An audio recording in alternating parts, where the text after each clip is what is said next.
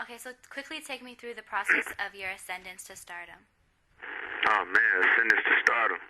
It's still happening because I don't feel like I'm a star. I mean, I feel like I'm a star, but I don't feel like to the rest of the world.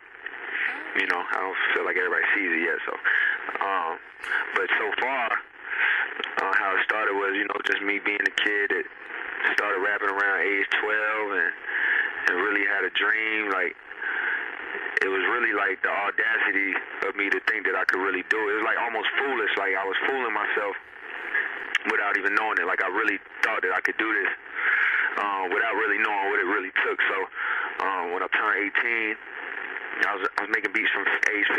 And when I turned 18, I was like, man, I'm going to go to New York City and make it happen. Still not realizing, like to me, it just seems so easy. Like I'll just go do it. And that's what's going to happen. And looking back, like I needed that attitude, but in retrospect, like it's kind of dangerous for me to just think that, I could have. What I'm trying to say is I could have easily just been another unsuccessful story. You know what I'm saying? But somehow I really, really believed in myself, and it worked to my advantage. And flash forward a few years, and a lot of doors being knocked on and never open. And I finally met Mark Pitts, who introduced me to Jay-Z, and then signed to Rock Nation, and been working ever since. So, your lyrics are laced with social messages affecting regular people. What is your strategy to rapping consciously without sounding preachy or corny? That's a good question. That's definitely, what I look to do. I guess it comes from a couple places. One is like being such a fan of Tupac. Being my first real favorite rapper that I was actually a fanatic over, like at a real young age, like heavy influence, and seeing how he did that. He it's like he was almost your best friend and your role model, like all in one. And when he did talk about issues, it never came across preachy, and I always respected that. And some artists that I did love, not to say any names, but some artists that I did love growing up too, and still do love, is like I would hear other people say things about them, like, yeah, he nice, but he's always some people get turned off by that, and I always recognize it. So it's just, I don't know the formula, but I think it comes from being relatable. Like, so it's cool to preach. Oh, it's cool to talk about issues and tell and try to teach, but you never want to make it seem like you're better than somebody. Like you always want to let people know that, yeah, I messed up too. Like I might drink, I might smoke, I might chase women, I might do all of these things, but let's still recognize what's right and wrong, and and recognize how we're living. So just don't put yourself on a higher plateau. Make people feel like you're a part of them or one of them. And then that'll open the door for you to like say what's on your mind. I know I'm giving you the longest answers. I ain't did an interview in a minute. So it's not condescending. I gotta get to the point. so basically you're saying so it's not condescending. You said what? So it's not condescending. You want to make sure. Exactly. And see, I could have just said that. Okay, so writing lyrics with the logical coherence to tell a story or convey a message while maintaining musical appeal is no easy feat. Do you think it's the marriage of your education and your real-life experience that make you such an exceptional lyricist? All right, you have to say that question one more. Sorry. Okay, so writing lyrics with the logical coherence to tell a story or convey a message while maintaining musical appeal isn't easy. Do you think it's your education coupled with your real-life experience that makes you such an exceptional lyricist? The education, I'm not sure. I mean, I'm sure, yes, in a sense, absolutely. Like, the education helps, but also, some of my favorite rappers and some of the best rappers didn't really have the amount of education I have, and they still are incredible with words, and Jay-Z, Eminem, But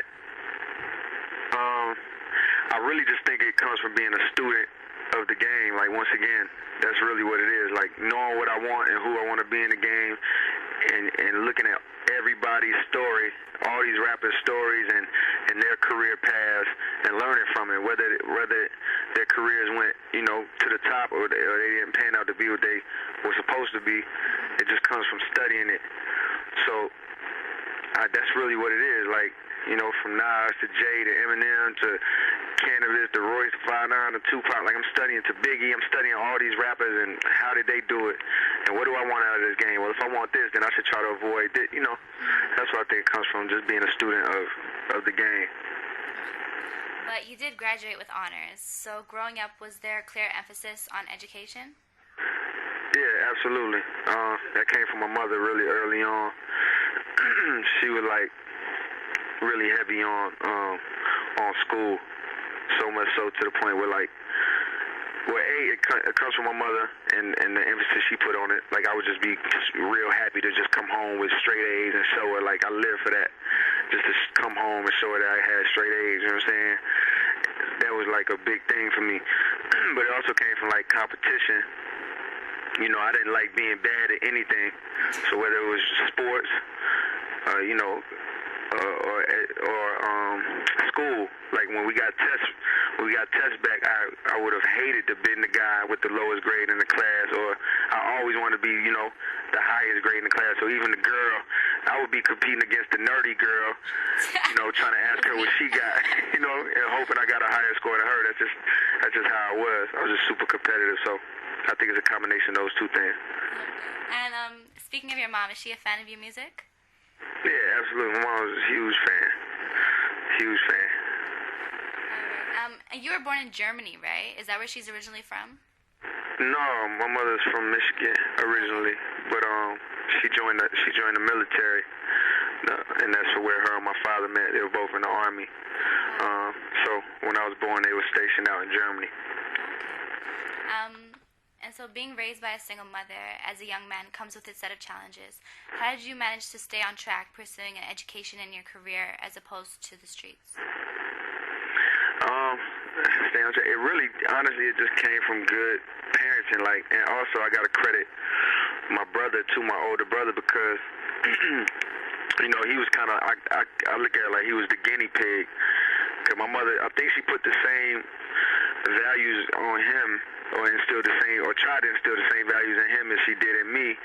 But the thing is, when you're the first, it's only us two. So when you're the first child, sometimes it's like, sometimes you make the mistakes first, you know what I'm saying? And that was the situation with my brother. Like, you know, he made a lot of, I guess, bad choices growing up. You know, his grades kind of started to slip, and he started hanging around with the wrong crowd. But regardless, you know, I love him for that, because what he did was he allowed me to see what was happening with him and avoid all of those things.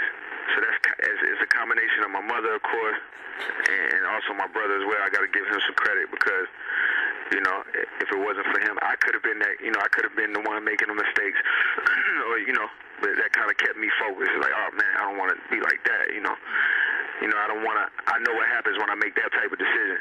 So it's kind of like he was the guinea pig, and in turn, he allowed me to kind of learn from his mistakes.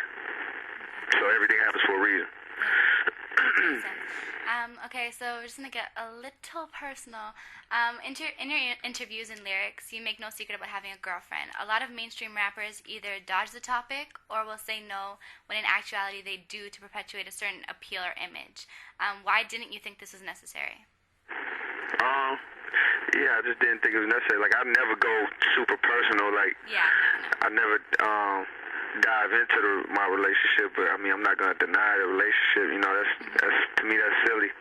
I always heard about that. Whenever I tell people, like, when they ask me if I have a girlfriend or something, I say yeah. Like, they're like, oh wow, you know, you actually say yeah. So, but to me, that's crazy. Like, how could you deny if it's a real serious relationship anyway? But you know, that's as far as I go. I never really go any further about anything. Ain't judging, no, to each his own.